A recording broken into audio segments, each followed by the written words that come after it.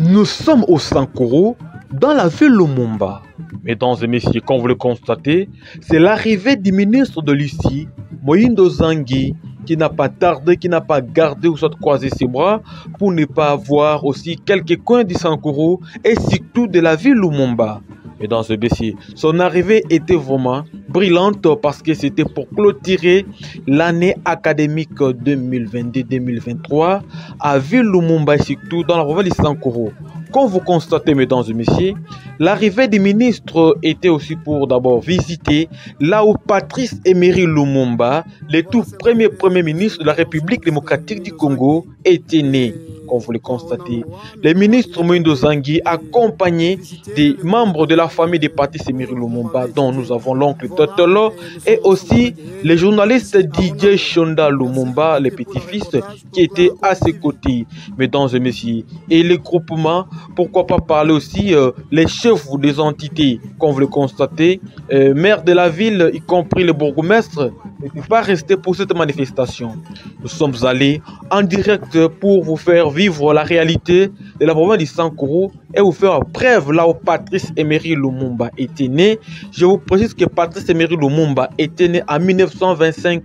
à Onaloa, là où nous sommes en direct. Sans plus tarder, DJ Shonda, comme vous le constatez, il a dit observer, indexer à monsieur le ministre Moïse Nzangi, là où on avait enterré le cordon ombilical de Patrice Emery Lumumba, dont vous voyez, on a même cébé l'arbre pour que ce soit un souvenir, que les gens qui viendront après nous puissent toujours ressusciter et aussi penser à Patrice Emery Lumumba.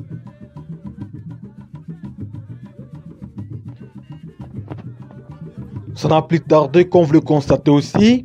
la maire de la ville Ayaki a aussi indexé avec toute précision que c'est ici qu'on avait enterré le cordon ombilical de Patrice Emery Lumumba. Comme vous le constatez, à gauche nous avons l'oncle Tetelo, à droite nous avons le ministre Moïse Nzangi, y compris DJ Shonda Lumumba, les sons de Lumumba qui est sur place au terrain pour faire vivre la réalité et indexer avec 1000 précisions que c'est ici qu'on avait enterré le cordon ombilical de Patrice Emery Lumumba. Il y avait un bon moment de prendre des photos. Et le ministre n'était pas seulement resté pour garder sa bouche, il avait aussi donné quelques belles idées pour qu'on puisse faire revivre l'image de Patrice Emery Lumumba dans la province du Sankuru. Il avait souligné qu'il faut qu'on puisse faire ce lieu, un lieu touristique dont les gens viendront de part et d'autre des États-Unis pour venir voir comment Patrice Emery Lumumba était né, c'est où, c'était comment, c'est ici qu'on avait enterré une partie du corps de Patrice Emery Lumumba.